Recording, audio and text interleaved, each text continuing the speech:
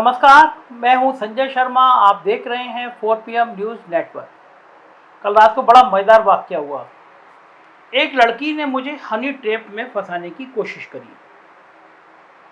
गजब, मतलब ज़िंदगी में ये सब काम कभी हुआ नहीं था कि इस तरह कोई लड़की वीडियो कॉल करे और जो तमाशे किए उसने मुझे पिछले दौर की याद दिला दी कि किस तरह आदमी को फंसाया जा सकता है, और वो भी मेरे जैसे इंसान को जो हर समय चौकन्ना रहता है कि भाई पता नहीं कब क्या साजिश हो जाए। तो मैं कम से कम दिमाग की खिड़कियाँ खोली रखता हूँ। लेकिन जो रात का वाक़या हुआ वो बड़ा गजब का वाक़या हुआ, और कोई लड़की इस तरह कर सकती है ये मैं सोच नहीं सकता था। मुझे पुराना दौर याद आ गया। मतलब ये 95-96 की बात रही होगी। उस समय तक इंटरनेट नहीं आया था। तो इंटरनेट नहीं आया था तो बहुत खुलापन नहीं था सोसाइटी में। मतलब हम लोग सेक्स वैक्स की बातें कर नहीं सकते थे जैसे आजकल खुलापन आ गया है, और बहुत सारे विज्ञापन दिखते हैं और आमतौर पे बात भी करने लगते हैं लोग। लेकिन तो इस समय तो बहुत खुला खुला दौर आ गया ना, पिक्चरें ऐसी आ रही हैं, रील्स आ रही हैं, और इंटरनेट पे हर चीज़ उपलब्ध है। पूरा दुनिया का काम शास्त्र आपके इंटरनेट पे उपलब्ध है। तो अब वो उतना छुपा ढका कुछ चीज़ नहीं है। लेकिन वो मैं बता रहा हूँ 96, 97, 95 के आसपास का दौर, उस समय इंटरनेट वगैरह नहीं था। तो मैं उस समय एक अखबार में काम करता था और मैं देखता था रेलवे स्टेशनों के पास में बुक स्टॉल पे किताबें आती थी। मस्त राम की अंतरकथा, अंतर्वासना, ये डेवोनियर तो एक इंग्लिश की क्लास मैगजीन आती थी, लेकिन उसमें भी न्यूड फोटो छपते थे। तो ये जो मैगजीन में देखता था स्टेशन पे, उस समय ट्रेनों से बहुत आना जाना होता था, बस स्टैंड पे आना जाना होता था। तो मैं देखता था ट्रेन पे ये किताबें, आप खड़े हुए कोई किताब मांगने के लिए, तब तक कोई इंसान आएगा और वो 100 रुपये देगा और नीचे से वो एक झोले से वो एक किताब निकाल के मुड़ी तुड़ी किताब दे दिया करते थे उसको। और किताब की कीमत तब 90-100 रुपये हुआ करती थी। सोचिए, मतलब आज के टाइम में तो 1000 रुपये हो गई होगी वो। तो मैंने देखा कि वो किताब है क्या। मैंने पूछा, ये चूँकि अखबार बहुत खरीदता था, किताबें बहुत खरीदता था, तो बुक स्टॉल्स के लोगों से दोस्ती होती थी। तो मैंने एक दिन वो किताब लेके पढ़ी। तो किताब पढ़ी तो बिल्कुल सेक्स का बिल्कुल सजीव चित्रण था कि किस तरह सेक्स करते हैं, और किस तरह एक saritaBhabhi.com आया था, उस तरह का बड़ा वल्गरिटी वाला था। तो मैंने उस पर एक स्टोरी करने की सोची। मुझे लगा कि ये देखूं कि इसका पाठक कौन है, कौन सा वर्ग इसको ज़्यादा पढ़ता है, क्या क्या समस्या है और क्यों पढ़ता है। मनोविज्ञान समझने की कोशिश कर रहा था। तो जब मैं गया तो मेरे दिमाग में था कि ये जो कॉलेज वॉलेज के लड़के हैं, जो यूथ है हमारा, ये कहीं से पैसे इकट्ठे करके किताब लाते होंगे। तो बड़ा हैरानी वाला हुआ कि मैंने लगभग उस दौर में शायद 12-13 बुक स्टॉल्स का दौरा किया, और लगभग सभी से मैंने काफ़ी देर, मतलब 8-10 दिन तक मैं लगातार पूछता रहा तुम्हारी कितनी किताबें देखी।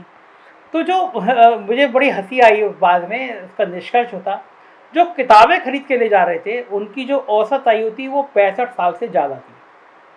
मतलब 90% वो लोग थे जो 65 साल 70 साल के थे, रिटायर हो चुके, झोला एक कपड़े वाला लेकर आते थे, साइकिल से आते थे, किसी पे स्कूटर होता था, आते थे, 100 रुपये देते थे और एक किताब लिए जाया करते थे। सोचिए आप, उस उम्र में ये काम को लेकर ये प्रवृत्ति थी, ये मनोवृत्ति थी।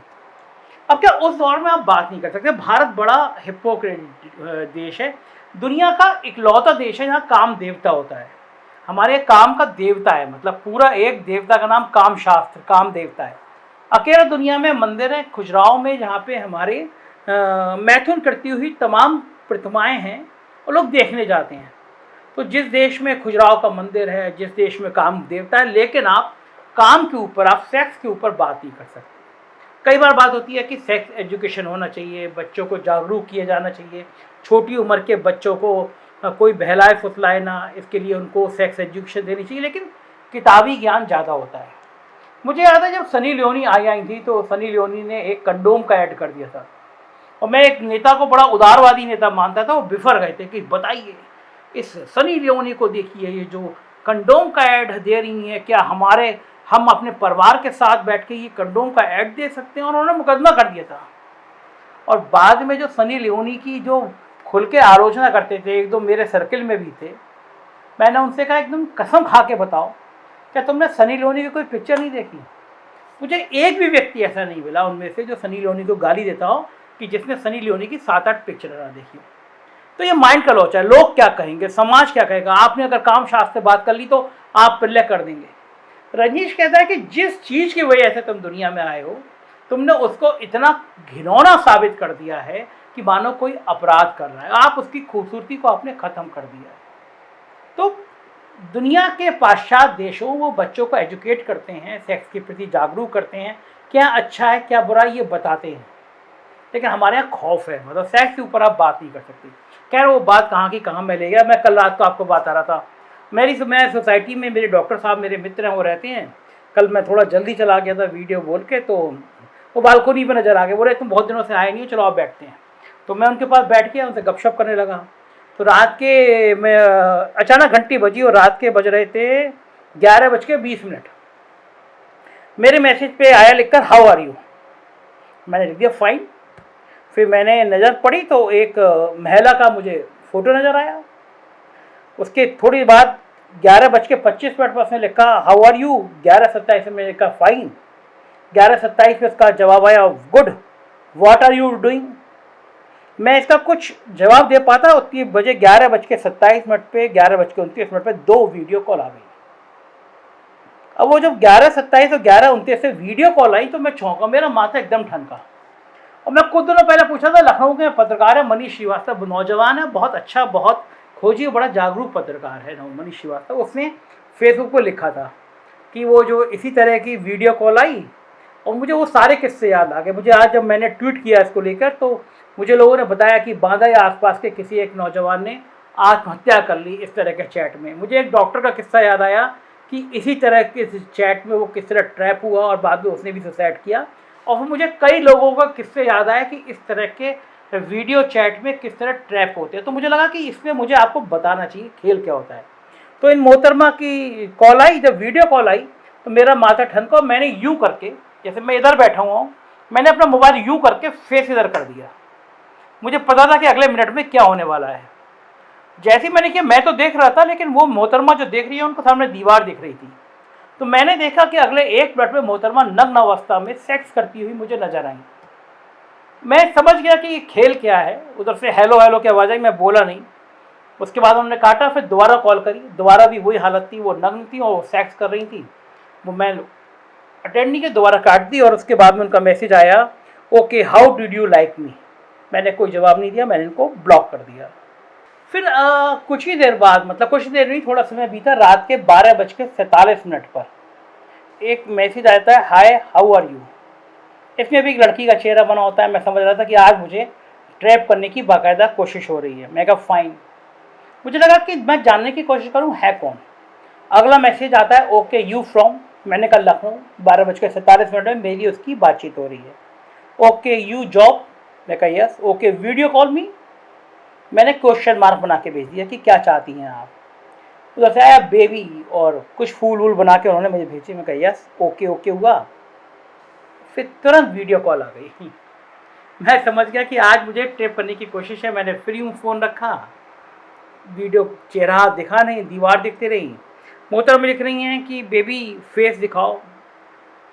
मैंने कहा आ ही नहीं रहा। फिर उन्होंने कहा कॉल की, फेस क्यों नहीं आ रहा। मैं कहा पता नहीं। बोली आई ब्लॉक यू। गुस्से में आई, उनको लगा 3 बार मिस कॉल कर चुकी हैं तो उन्होंने लिखा आई ब्लॉक यू। और मैंने कहा जी मैंने भी आपका नंबर पुलिस को दे दिया है। और मैंने इन दोनों मामलों को कल ट्वीट किया और डीजीपी साहब से ट्वीट टैग किया कि इसमें कार्रवाई करी जानी चाहिए।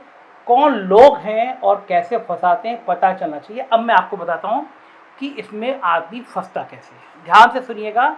अपने दोस्तों को ये वीडियो शेयर कीजिएगा, अपने बच्चों को भी ये शेयर कीजिएगा। आपके बच्चे 18 साल के हों, 16 साल के हों, 17 साल के, 18 साल को, उनको भी शेयर कीजिएगा। कुछ बच्चों ने भी इसमें सुसाइड करने की कोशिश की है जब बच्चे ट्रैप होते हैं। मैं आपको बताता हूँ ट्रैप कैसे होते हैं। देखिए एक बड़ी मनोवैज्ञानिक क्रिया है सेक्स। आप इसमें बात करें या ना करें, लेकिन 18 साल से बच्चा बड़ा होता है, 19 साल 20 साल के अंदर आता है तो उसके मन में ये स्वाभाविक क्रियाएँ प्रक्रियाएँ जानने की इच्छा होती है। अब आप इसको बताएंगे नहीं, संवाद नहीं करेंगे तो वो गलत दिशा से भटकता है। अब मैं इस तरह के वीडियो कॉल की बात कर रहा था। अगर सपोज मैं ये कॉल उठाता और मैं एक सामान्य आदमी होता, मैं एक रिटायर्ड आदमी होता, या मैं एक बिल्कुल जिसको समाज की बहुत तिकड़ा में नहीं पता होती है वो अटेंड करता और सामने एक नग्न अवस्था में लड़की सेक्स करते हुए कह रही है कि बेबी मुझे आप बहुत पसंद हो। मैं दावे के साथ कह सकता हूं कि 50% से ज़्यादा लोग उससे बातचीत शुरू कर देंगे। ये मैं लोगों को गुनहगार नहीं मान रहा, मैं उन लोगों को समाज वो लोगों की तरह नहीं उनसे गाली गलौज करूँ कि तुम बहुत बदतमीज हो, तुम चरित्रहीन हो, क्योंकि मैं ये मानव स्वभाव है, मानव स्वभाव की स्वाभाविक प्रक्रिया है। उनको महिलाएं आकर्षित करेंगी, कोई इस तरह बात करेगी तो 2 मिनट उनके मन में जिज्ञासा होगी कर क्या रही है, बात करूँ। अब 50% से ज़्यादा मैं दावा कर रहा हूँ पुरुष फंसते हैं।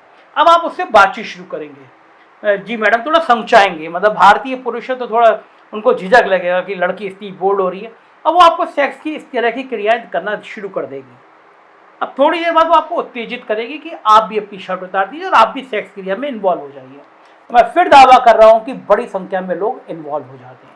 उनको लगता है खूबसूरत लड़की, ये नहीं सोचते कि आप ही कोई शाहरुख खान नहीं हो जो आपसे ही वो बात कर रही है, आप ही दुनिया के सबसे खूबसूरत इंसान ही आपसे बात कर रही है, क्यों कर रही है, और वो भी अनजान लड़की नग्न अवस्था में आपसे संवाद क्यों करेगी। लेकिन मैंने जितने केस आपको बताए सुसाइड में, उन लोग बेचारे उस स्टेप में फंसे और उन्हें बातचीत शुरू कर दी। और बातचीत करने के बाद वो लड़की के संग फ़ोन पे सेक्स करने लगे। 5 मिनट 7 मिनट लड़की ने सेक्स किया, फ़ोन काट दिया, उसके बाद उसने दोबारा कॉल किया, नहीं उठी। लेकिन 24 घंटे बाद उस लड़की और उन्होंने जो सेक्स किया था वो वीडियो उनके फ़ोन पर आ गया और उस पर लिखा गया कि ये जो तुमने मेरे संग धोखा दिया है, तुमने मुझसे कहा था तुम नौकरी दे दोगे, तुमने मुझसे कहा था मकान दे दोगे, तुमने मुझसे कहा 2 लाख रुपए दे दोगे, ये तुमने नहीं दिया है, मैं इसमें पुलिस में कंप्लेंट करने जा रही हूँ, वरना इस नंबर पर बात करो। आप उस नंबर पे घबरा के बात करेंगे, कोई व्यक्ति मिलेगा या लड़की मिलेगी, वो कहेगी कि अगर बचना चाहते हो तो 2 लाख रुपए, 3 लाख रुपए, 4 लाख रुपए इस अकाउंट में डाल दो। आपके पसीने छूट जाएंगे, आपके हाथ में वो वीडियो फुटेज होगी जिसमें आप एक अनजान लड़की से सेक्स कर रहे हैं और आप नहीं डालेंगे तो फिर आपकी फेसबुक प्रोफाइल से या कहीं से आपके बच्चे का पता ढूंढ लिया जाएगा और ये कहा जाएगा ये आपके बेटे बेटी का नंबर है, या आपके पड़ोसी का नंबर है, या आपके मित्र का नंबर है, ये वीडियो आपका हम इसमें डाल रहे हैं, फेसबुक पे लगा रहे हैं, ट्विटर पे लगा रहे हैं, अपलोड कर दे रहे हैं यूट्यूब पे। फिर वो आपसे मनचाही वसूली शुरू करेंगे और आप इस लज्जा से कि अगर आपका ये सेक्स का वीडियो आ गया तो समाज आपको जीना नहीं देगा, आप पैसे देना शुरू करते हैं। फिर एक स्टेज के बाद जब पैसे ख़त्म हो जाते हैं तो बदनामी के डर से आत्महत्या कर लेते हैं। ये सारी वीडियो कॉल, ये सारी चैट, ये सारी बातचीत आपको ट्रैप करने के लिए है। मैंने तो कल वो ट्वीट कर दिया, पुलिस में कंप्लेंट एक तरह से ट्विटर पे कर दी, लेकिन मैं ये वीडियो बनाने का मकसद मेरा है कि ये बात आप अपने मित्रों को, खुद को, बच्चों को, परिवार के लोगों को समझाइए कि इस तरह की कोई अनजान वीडियो कॉल आए तो उसको अटेंड नहीं करना है। अगर कोई ऐसा कोई नग्न अवस्था में दिखाई दे तो तुरंत काट देना है, पुलिस को इन्फॉर्म करना है। गलती से भी अगर आपने संवाद कर लिया तो मान के चलिए आपकी ज़िंदगी तबाह होने वाली है। तो उन 2 लड़कियों को मैं क्या बताऊं, बेचारी कहीं नौकरी कर रही होंगी, किसी रैकेट में फंसी होंगी जो इस तरह ध्येय प्रदर्शन करके मुझे फंसाने की कोशिश कर रही थी। और मैं ईश्वर का धन्यवाद दूंगा कि मैं इस तरह के किसी षड्यंत्रों में फंसा नहीं कल भी। फिर लेकिन मुझे लगा कि मुझे अपने दर्शकों को जागरूक करना चाहिए, इसलिए वीडियो बनाया। बताइएगा कि कुछ ज़्यादा खराब बातें तो नहीं बोल गया। समाज के कई सारे लोग मुझे ताने देते हैं, मेरे पत्रकार साथी ताने देते हैं, यार तुम ज़्यादा बोल्ड हो जाते हो, तुम शराब की बातें कर लेते हो, तुम आज की वीडियो के बाद कहेंगे तुमने। उनको तो लगेगा ना कि सनी लियोनी, कंडोम, सेक्स की बातें कोई पत्रकार कैसे कर सकता है। मतलब 16वीं सदी के लोग हैं तो मैं कुछ कह नहीं सकता। ये सारी बातें समाज में होनी चाहिए, चर्चाएं होनी चाहिए। आप जितना छुपाओगे उतना अपराध बढ़ेंगे। जो देश सेक्स के लिए ओपन है, थाईलैंड है, बैंकॉक है, फुकेट है, वहाँ किसी 3 साल की बच्ची के साथ बलात्कार नहीं होता। यहाँ जो नैतिकता की बात करते हैं, आदर्श की बात करते हैं, वही लोग जाके बलात्कार भी करते हैं। तो समाज में इतना ढोंग वाले लोग मुझे पसंद नहीं है। तो इस वीडियो को देखिए, दोस्तों को भेजिए, जागरूक करिए। समाज में जागरूकता बहुत जरूरी है। Thank you.